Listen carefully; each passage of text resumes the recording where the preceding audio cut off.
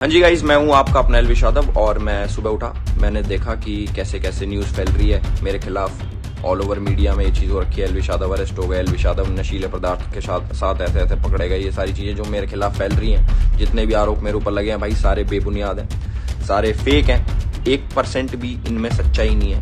मैं पूरा सहयोग करने के लिए तैयार हूँ यूपी पुलिस के साथ, और मैं रिक्वेस्ट करूंगा यूपी पुलिस को, पूरे प्रशासन को, माननीय मुख्यमंत्री जी योगी आदित्यनाथ जी को, कि मेरी 1% भी 0.1% भी अगर इस चीज में इन्वॉल्वमेंट मिल जाती है, मैं सारी जिम्मेदारी लेने को तैयार हूं। और मीडिया से रिक्वेस्ट है, कृपा करके जब तक आपके पास ठोस सबूत ना हो जाए एलविश यादव अरेस्टेड, जो सारी चीजें आप लिख रहे हो, प्लीज मेरा नाम खराब ना करें। और ये जितने भी इल्जाम लगे, इनसे मेरा कोई लेना देना नहीं है, दूर दूर तक, 100 मील तक मेरा कोई लेना देना नहीं। अगर ये प्रूव होते हैं तो मैं उसकी जिम्मेदारी लेने के लिए तैयार हूँ। जी, पीएफए ने ट्रैप लगा करके उनके लोगों को पकड़ा है। ये जो बंदा है, इसके ऊपर हमारी नज़र बहुत दिनों से है, क्योंकि ये जो अपने फिल्में खींचता है, फोटो खींचता है और लगाता है यूट्यूब पर, उसमें वो सांप अक्सर पहनता है। तो फिर ये सारे के सारे सांप इंडेंजर्ड स्पीशीज हैं, पाइथन्स हैं, कोबराज हैं, और इनको लेने के लिए, इस्तेमाल करने के लिए 7 साल की सजा है, संगीन जुर्म माना जाता है, शेड्यूल 1 एनिमल है। फिर उसके बाद पता चला कि ये बेचता है इनका वेनम। तो ये ट्रैप के लिए हमने उन्हीं को ही फोन करके कहा कि हम पार्टी कर रहे हैं, आप अपने लोगों को भेजिए। पहले उसने लोगों को भेजा देखने के लिए कि ये ट्रैप है या क्या है, लेकिन उसको लगा कि सब कुछ सही है, तो 5 लोगों को भेजा स्नेक वेनम के साथ और सांपों के साथ, और ये सप्लाई करता है गुड़गांव में और नोएडा में। तो मुख्यमंत्री तो तारीफ करते हैं कि ऐसे युवाओं से प्रेरणा लेनी चाहिए, बाकी के युवाओं को मंच शेयर करते हैं उनके साथ। ऐसे है कि क्या होता है कि लोगों की असलियत बाद में पता चलता है। हम लोग हमेशा बेनिफिट ऑफ द डाउट देते हैं कि होगा कोई शरीफ इंसान, बाद में पता चलता है कि टीआरपी बढ़ाने के लिए कुछ लोग कुछ भी कर सकते हैं, और एक दफा थोड़ी सी चस्का लग गई मशहूरता की, तो फिर वहाँ हेडलाइन में रहने के लिए कुछ भी करने के लिए तैयार है।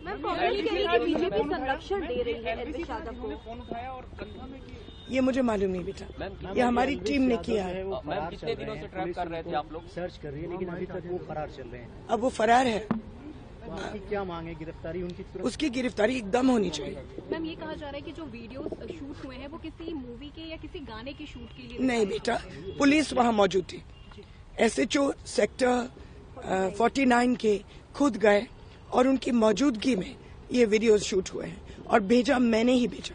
मैम, कितने दिनों से आप लोग इसको ट्रैप करने? कई दिनों से बेटा। मैम, ये टोटल कितना रुपए का पेमेंट हुआ था और कितने रुपए पेमेंट किस थ्रू गए थे?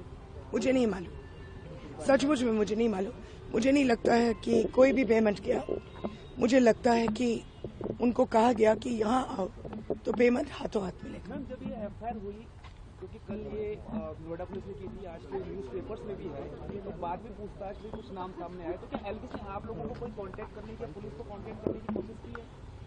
हमें तो नहीं किया, मालूम नहीं किसको और किया। मैम, जो काम आप जरूर कोशिश तो करेंगे। मैम, जो काम आपकी संस्था ने किया, नोएडा में इस तरह की रेप पार्टियां हो रही थी, जो वहाँ की एजेंसियां हैं जिनको ये काम करना चाहिए, उनको लगता है कि उन्होंने लापरवाही की। देखिए, ऐसे है कि पुलिस और फॉरेस्ट डिपार्टमेंट खुद ब खुद जीरो इनिशिएटिव लेती है जानवरों के मामले में, लेकिन जानवरों के साथ जितने क्राइम्स होते हैं, यहाँ से लेकर के रेप तक, वो एनजीओज को करना पड़ता है। एक हम लोगों ने बनाया था एक ऑफिस जिसका नाम है wild life crime control bureau, WCCB। उसको बने हुए करीबन 15 साल हो गए, आज तक वो बंदे दफ्तर से बाहर निकले नहीं। तो एनजीओज काम करते हैं, लेकिन मैं खुश हूँ कि पुलिस ने एकदम रिस्पॉन्ड किया और फॉरेस्ट डिपार्टमेंट ने भी। He should go to jail, beta.